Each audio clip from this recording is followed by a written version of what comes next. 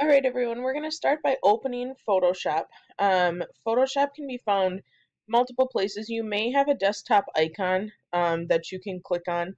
You may need to click on your Windows button and navigate. You can type in Photoshop. Mine is over here. However you decide to get there, go ahead and click on the little PS. It's a blue icon. That's your Photoshop. And then once you have it open, it will appear as an icon on your taskbar down here. And I would highly recommend that you right click on that and say pin to taskbar. Mine's already pinned, so mine says unpin. But you would want to click pin because it's just a nice way. We're going to use it all the time. So I highly recommend that you pin it to your taskbar just for easy access. So that brings us to our Photoshop window. This is what Photoshop should look like when it's on your screen. There's a few things that I want to point out up here. Up at the top, running across here, this is called your menu bar.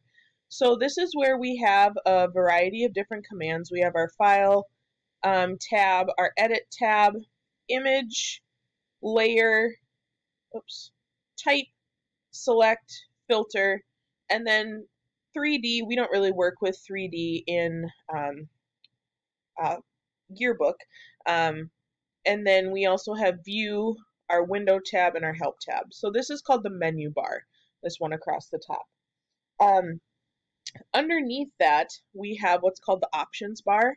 Now, your Options bar actually changes based on what tool you have selected. So if you see right now, the tool that is selected is the Hand tool, otherwise known as the Move tool. You can see it on the left-hand side of your screen is your toolbar. So if you just clicked on any of these different tools here, you're going to see how your options bar changes. I'm going to click on my crop tool. It gives me my crop options. If I click on my type tool, it gives me my type tool options. So the options bar will change based on the type of tool you have selected. And so that will bring us down to what I was saying was called our toolbar.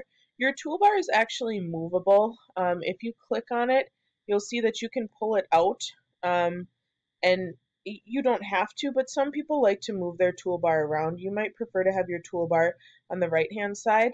If you kind of click and drag and then sort of put it up next to it, you'll see how you get that light blue line.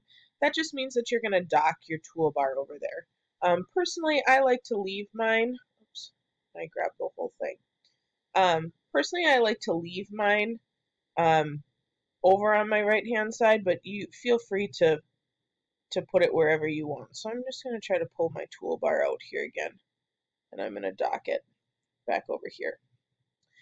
You can also, if you see there's some little arrows, you can double stack it if you want. Some people prefer that. I'm just going to leave mine single stacked, but that's just fine. If we go over to the right-hand side of your screen, this drop-down menu is called our workspace options. So right now you should be in Essentials, or you could have something different. Essentials is usually fine for us. Essentially what you can do is you can personalize your workspace. If there's tools that you like that you use often, if there's different panels you like that you use often, you can actually create a new workspace and it will save it that way. And then you have the option to kind of flip back and forth, like typography is meant specifically for when you're working with type. But like I said, your essentials should be fine. That's typically where I leave mine. And then down here, we have what are called our different panels. So panels are essentially just different types of tools. You can see we have our color panel, our swatches panel, adjustments and styles, character panel. You might not actually have your character panel out. I'm just going to close that. This is probably what yours looks like, and you probably don't have this one here. These are all different types of tools that I use frequently in Photoshop, so these are why those are out for me. Yours probably doesn't have this extra bar, and that's okay. But you'll see adjustments and styles, and then you should see layers, channels, and paths. The layers panel is one we will use all the time. You will also get very familiar with your adjustment panel.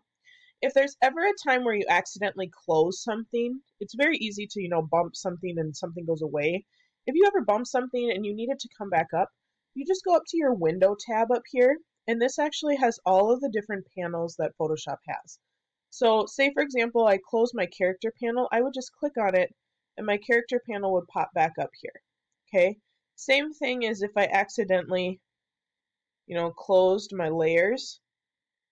I could just go to window and then open up my layers panel and it'll come right back here. So don't ever panic if something is missing. Just go to your window tab and you can quickly add any one of your panels back up here. And you can see which ones are out by the little check mark that we have there. So that's just a brief intro into what the workspace actually looks like. We will get started with opening a couple of files here and using a few tools in our next lesson. Oops. Oops, I'm opening everything here, trying to get the... Oh, stop. Oh, good grief.